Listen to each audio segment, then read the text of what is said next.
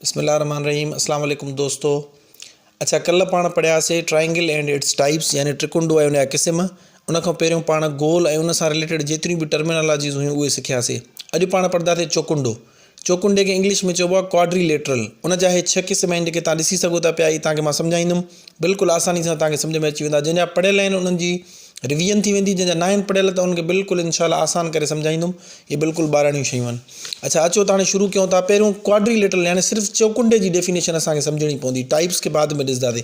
जॾहिं general definition हूंदी आहे त उते एंगल्स जी ऐं साइड्स जी ॻाल्हि न कबी आहे, यानी एंगल्स जी मेजरमेंट ऐं साइड्स जी जेको आहे ॻाल्हि न कबी आहे, सिर्फ़ु जनरल डेफिनेशन ॾिबी आहे। ठीकु आहे।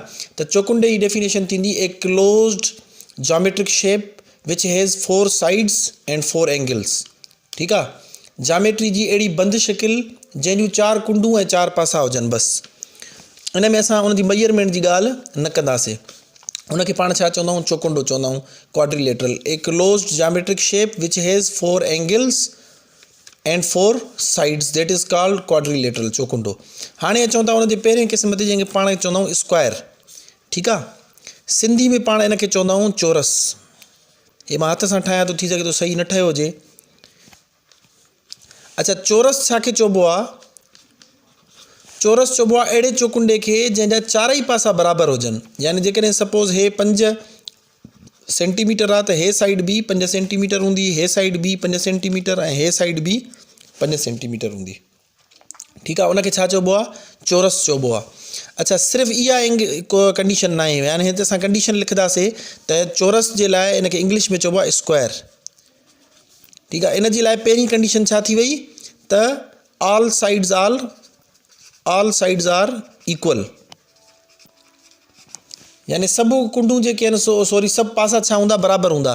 ऐं इन जी ॿी कंडीशन इहा हूंदी आहे त all the angles are right angles. Right angle जो मतिलबु हूंदो आहे 90 डिग्री जूं। इहो तव्हांखे कल्ह मां पढ़ाया हुआ त राइट एंगल उनखे चइबो आहे जेके 90 डिग्री जी हुजनि। ठीकु आहे। हे बि 90 डिग्री जी हूंदी ऐं हे बि 90 डिग्री जी हूंदी। ठीकु आहे। All the angles are right angle. Right angle मतिलबु जंहिंजी माप 90 डिग्री हुजे। हिन लाइ सिर्फ़ु 2 कंडीशन्स हूंदियूं आहिनि। चौरस जे लाइ यानी कि स्क्वायर जे लाइ घणियूं कंडीशन हूंदियूं? 2।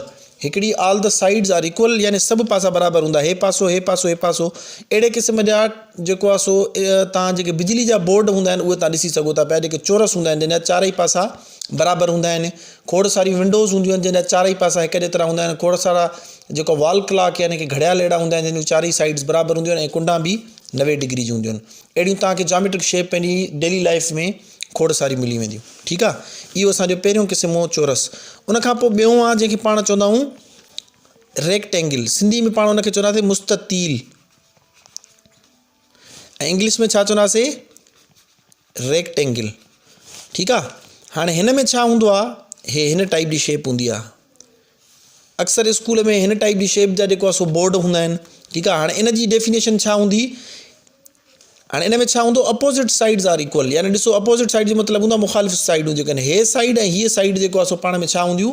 बराबरि हूंदियूं। सपोज़ जेकॾहिं हे 6 सेंटीमीटर आहे त हे साइड बि 6 सेंटीमीटर हूंदी। ठीकु आहे। अहिड़े तरीक़े सां जेकॾहिं हीअ साइड 9 सेंटीमीटर आहे त इन जे अपोज़िट साइड हीअ जेका आहे इहा बि 9 सेंटीमीटर हूंदी। कुंडा हिन में बि 90 डिग्री जी हूंदियूं, यानी कि राइट एंगल्स हूंदियूं सभु 4। ठीकु आहे। हाणे इन लाइ असां 2 कंडीशन जेके आहिनि उहे लिखंदासीं। पहिरीं कंडीशन छा थींदी? Opposite side. हाणे all the sides are equal न चवंदासीं, बल्कि छा चवंदासीं? Opposite sides are equal. Sorry, मूंखे लिखण में थोरो प्रॉब्लम थिए थो, हिकु हथ सां मोबाइल पकड़े बीठो आहियां। Opposite sides are equal. ठीकु आहे। हिकु इहा थी वई। उन खां अलावा ॿी कंडीशन हिन में छा थींदी? All the angles are of 90 degrees. ठीकु आहे। इनखे पाण सिंप्लीफाई करे चवंदासीं त ऑल द एंगल्स छा हूंदियूं? मां मथे हिते लिखां थो पियो 90 डिग्री जी हूंदियूं। हे ॿी कंडीशन जेको आहे सो यादि रखियो। हेठि मां लिखी नथो सघां, इन करे मथे लिखियो आहे। हाणे हिनखे तव्हां शेप मां ई सम्झी सघो था। Opposite sides are equal. ठीकु आहे। ऐं जेको आहे all the angles are of 90 degrees.